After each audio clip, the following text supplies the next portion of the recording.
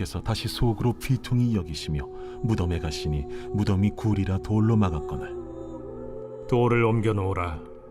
하시니 그 죽은 자의 누이 마르다가 이르되 주여, 죽은 지가 나흘이 되었음에 벌써 냄새가 나나이다. 내 말이 네가 믿으면 하나님의 영광을 보리라 하지 아니하였느냐. 하시니 돌을 옮겨 놓으니 예수께서 눈을 들어 우러러보시고 이르시되 아버지여, 내 말을 들으신 것을 감사하나이다. 항상 내 말을 들으시는 줄을 내가 알았나이다. 그러나 이 말씀하옵는 것은 둘러선 무리를 위함이니 곧 아버지께서 나를 보내신 것을 그들로 믿게 하려 함이니이다.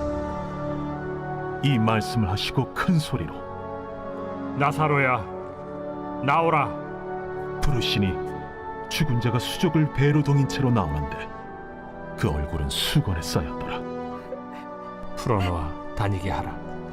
마리아에게 와서 예수께서 하신 일을 본 많은 유대인이 그를 믿었으나 그 중에 어떤 자는 바리새인들에게 가서 예수께서 하신 일을 알리니라. 할렐루야. 오늘 하나님의 말씀은 요한복음 11장 38절부터 46절까지 말씀입니다. 오늘 말씀의 제목은 믿음이 일으킨 기적입니다. 오늘 본문은 예수님의 공생의 기간의 사건 중에서 가장 극적인 사건을 기록하고 있죠. 바로 나사로의 부활 사건입니다.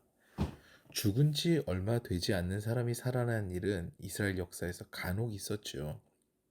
엘리야도, 엘리사도, 그리고 심지어 예수께서도 이전에 야이로의 딸들을 살리는 그런 기적을 행하셨습니다. 그런데 죽은 지 나흘이 되어서 냄새가 나는 시체가 다시 살아난 예는 없었죠. 정말 초유의 사건입니다. 비통에서 눈물을 흘리시기까지 하셨던 예수님께서는요, 그 비통한 마음을 가지고 이제 나사로의 무덤으로 가십니다. 이 무덤은 굴이라서 돌로 막혀 있었죠. 예수께서 말씀하십니다. 돌을 옮겨 놓아라. 제가 어릴 적에는 중국 영화 중에서 강시물이 있었습니다. 죽은 자 중에서 원한을 가지니까 강시가 되죠.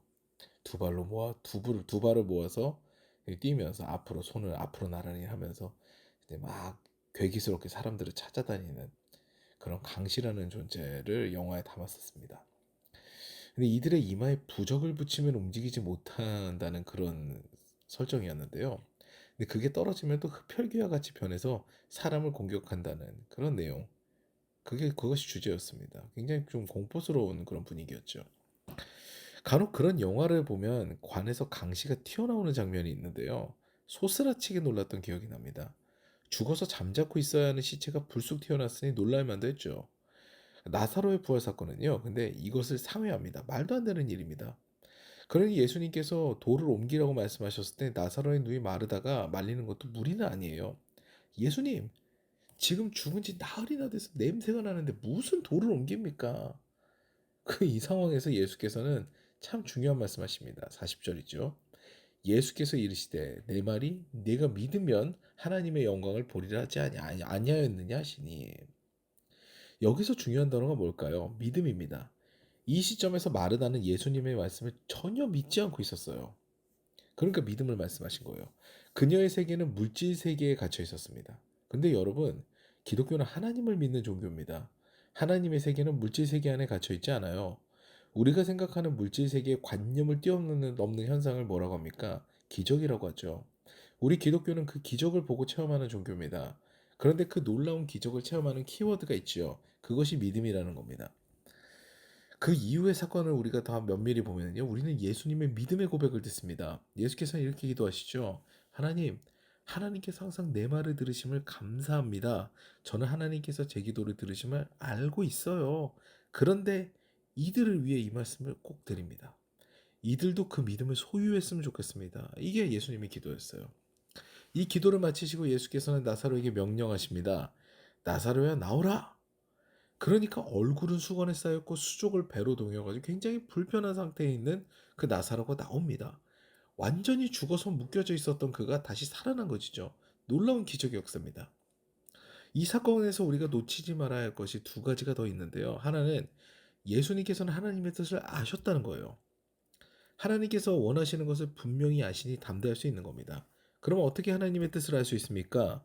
예수께서는 하나님과 대화하는 과정 가운데서 하나님은 저의 뜻을 아시고 저는 하나님의 뜻을 압니다. 뭐 이렇게 기도를 하셨잖아요. 그 하나님의 뜻을 아시는 거죠. 그런데 우리는 예수님과 같이 하나님의 뜻을 알지 못할 때가 많아요. 그래서 우리는 하나님의 뜻을 알고 있는 예수님과 가까이 있어야 됩니다. 그래야 우리 역시 하나님의 뜻을 알 수 있다는 거죠. 근데 지금 예수께서는 승천하셨잖아요. 그래서 성령께서 오셨습니다. 우리는 하나님의 깊은 것까지도 통달하시는 성령님을 내 마음에 인정하고 환영하고 주인으로 모셔야 되는 것이죠. 제가 예전에 제 멘토 목사님의 사역에 관해 들은 적이 있는데요.